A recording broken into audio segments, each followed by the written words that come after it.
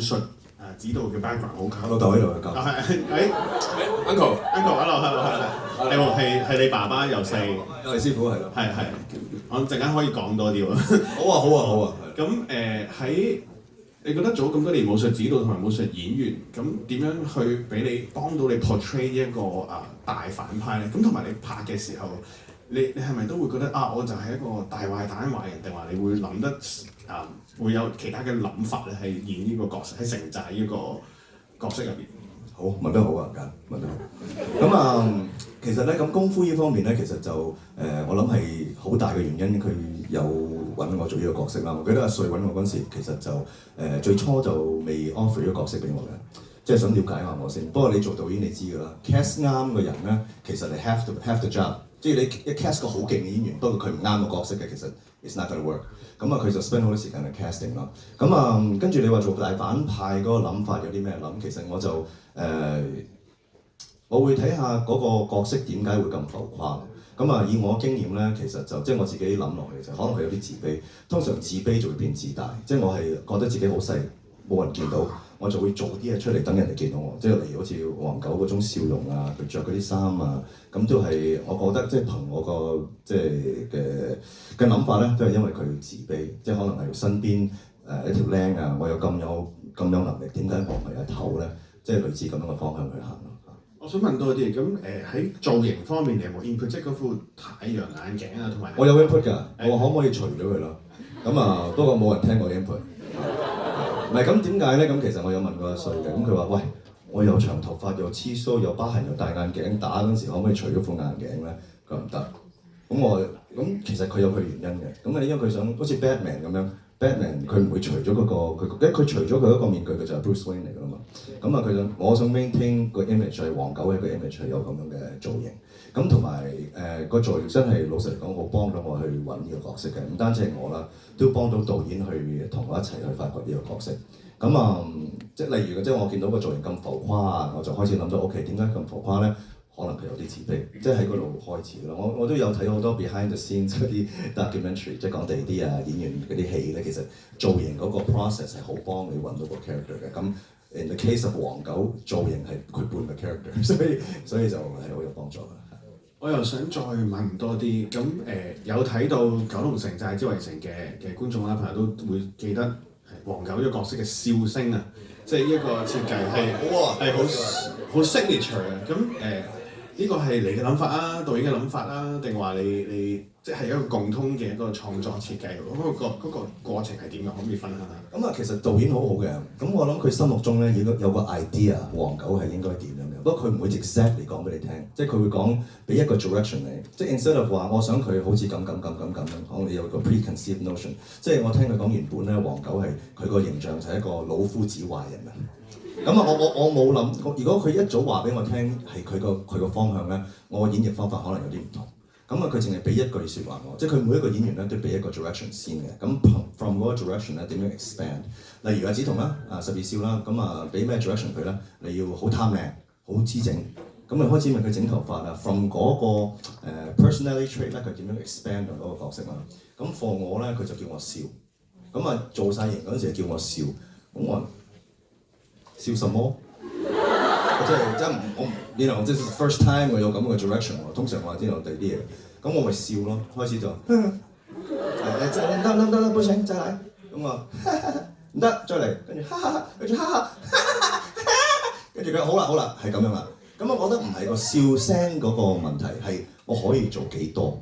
即係嗰個佢話 OK 得啦，我係 inform 到我原來個角色可以咁大，我就知道嗰個範圍喺邊度。好啊，咁我哋又可以問下朱柏康啦。喺呢個破地獄入邊，你就飾演一個我哋稱為南無佬啦。咁你哋呢個角色唔算一個反派咯，都係一家人裏邊，但係裏邊可能都係主角嘅某啲阻力啦。即係我相信我睇嘅時候就係Michelle 韋斯亞，佢可能由細覺得係咪爸爸會縱壞你多啲啊，或者等等，或者佢對父親都會有一個一個又唔係內疚，即係佢覺得，因為重男輕女係一個好大嘅主題嘛，喺破地獄入邊。咁你去飾演呢個南無佬嘅角色，咁你自己係咪 research 係好緊要啊？你有去過幾多次會同佢即係殯儀業嘅人去傾偈啊？首先我哋喺拍之前，其實我哋安排咗要練習破地獄嘅儀式啦。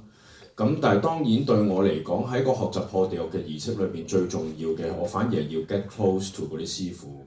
咁所以我基本上我每次去學去練嘅時候，我都會花一啲時間同嗰啲喃嘸師傅傾偈。咁再加即係自己走咗出去一兩日去紅磡嗰度去睇下啦，佢哋大家嘅生活狀態啊、行路姿態啊，其實係真係有個樣睇到出嚟嘅咁咯。咁除此之外，你話喃嘸師傅嗰樣嘢，因為我雖然我係基督徒啦，但係其實我由細到大都係我爸爸媽媽以前係信道教嘅。咁我親戚大多數都係信奉道教，咁所以我都有見過，即係出入殯儀館都有見過呢啲師傅，咁都有啲印象喺度嘅。咁呢啲係對於我去飾演一個喃嘸師傅嘅一啲櫃桶可以用嘅嘢咯，係。咁喺你同咁即係好好嘅對手演員都係許冠文啦，同埋亦都有 Michelle 韋斯亞啦。咁你哋同佢去都係一家人啊嘛。咁你有冇話會特登去想去傾多啲偈，去建立個 bonding，建立個關係？有冇話做啲咩話？譬如，因為我有時會聽有啲演員佢哋要演一家人，佢哋會可能特登去個旅行啊、食餐飯啊，去建立呢啲 bonding。你哋事前有冇做呢類型嘅練習或者活動？呢個戲我哋屋企人嘅關係似乎唔係呢一個方法咯，係所以我冇特別去做，但係我喺練嘢啊，同埋因為我同 Michelle 好熟啦，咁所以我哋嘅信任好強。但係喺拍攝嘅時候，我都要夾硬拉開呢一種咁 close 嘅距離嘅。即係譬如我真係唔係會點理佢，同埋有好多時候見到佢拍得辛苦咧，煙成係有想俾一個擁抱佢，但係我都同佢講，我話阿妹頂住。但係我而家我唔會 comfort 你任何嘢，我哋留翻嗰個 energy 喺之後拍嘅時候用啦，咁樣咯。所以去旅行啊、食飯啊，唔係好套用喺一套戲度，冇錯。係啊，所以應該要建立嗰種不和諧先係。冇錯。好啊，咁我又想問下李康生先生啦，喺默示錄入邊咧，佢呢個角色一個窺探者。偷窺就係佢又談不上係一個反，佢看似一個反派，但係其實最後又唔係。咁會唔會咧喺李康生先生嘅演繹裏邊咧，都會見到種生活感啊，嗰種質地嘅。平時你係點樣準備？有啲咩可能具體啲講到，即係你係會點樣觀察啊？睇啲乜嘢啊？去準備呢種咁嘅生活感嘅質地我很喜歡窺視別人，偷窺別人。因為有的時候當演員，你就會去觀察對方，然後在新加坡那裡，反而是很多監視器。我曾經看到那個，一個街口上，那個電線桿架了9支監視器。對，所以你不管怎麼樣，在新加坡絕對不能犯法，馬上會被抓到，而且他們會鞭刑。對，所以一方面是喜歡偷窺，但是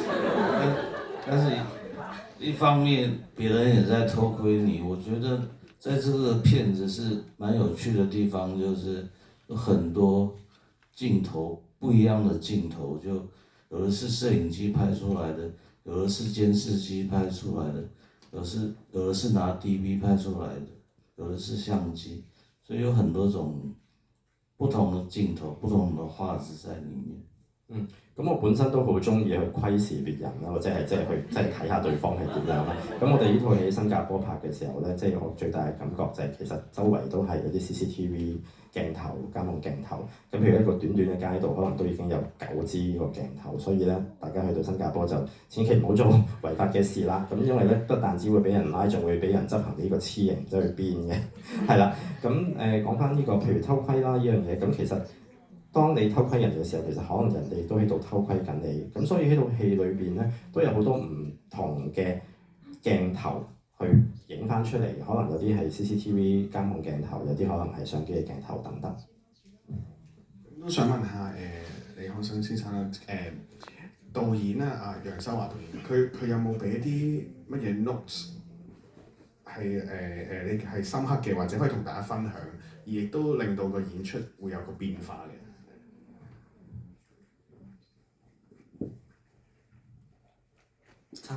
他其實跟蔡導演蠻像的，對，就是比較不會限制我要做什麼要做什麼，基本上就給我很大的自由。那跟你一起去偷拍嗎？沒有，就我們拍戲的時候就還蠻開心的，對，因為去新加坡拍，因為比較熱帶，就覺得住的也舒服啊，然後飯店又有游泳池，而且我又是配角，我沒有天天都要拍，所以我天天都去游泳去玩嘅，所以當配角很幸福。咁其實講翻楊修華導演啦，佢個 style 都有啲似蔡明亮導演嘅，咁基本上都係去到現場嘅時候咧，其實都唔會太限制我嘅，所以基本上我都有好大嘅發揮同埋自由啦。咁同埋係即係拍呢套戲嘅時候都好開心啦，因為我哋新加坡嗰度拍，咁天氣好熱，但我哋住嘅地方就非常之舒服啦，酒店亦都有個泳池啦。咁我作為一個配角，我又唔使日日都開工啦，咁所以就可以去游下水。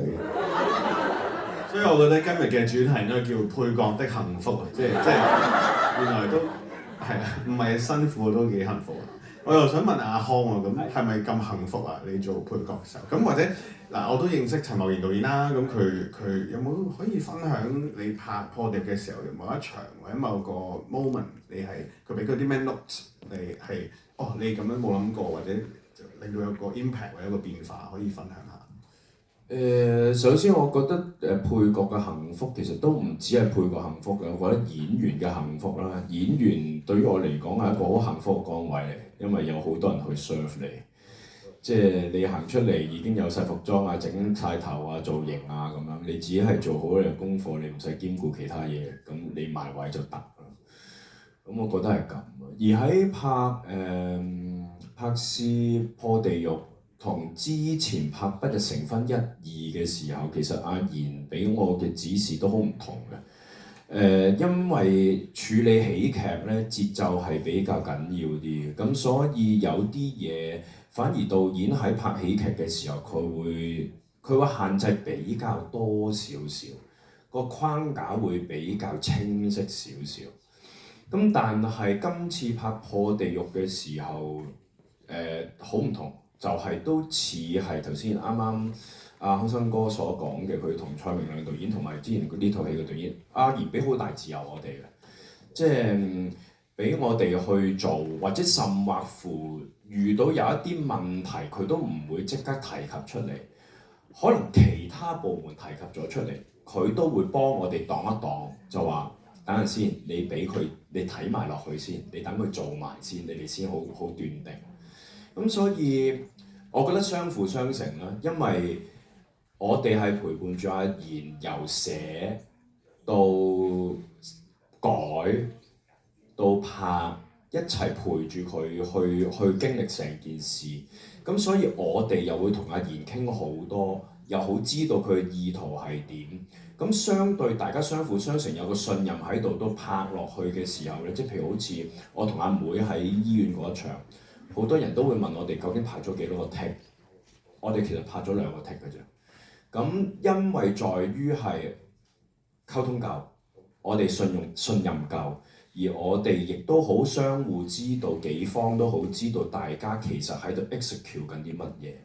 咁建基於一種咁樣嘅關係信任底下，成個拍攝對於我嚟講其實好自由㗎。阿賢基本上冇乜俾咗啲乜嘢錄視我㗎。係啊。咁多唔多 improv 啊？即係即興。唔多，因為好多人以為我係好中意 improv 嘅演員，但係其實我唔係，我係好中意。唔係嘅，係我都覺得唔係。係啦。但係我係比較需要一個確實框架嘅演員，因為我成日都覺得如果冇框架嘅話，嗰個係亂做，但係有框架你先至可以喺框架裏邊揾到個自由咯。係，我係咁樣。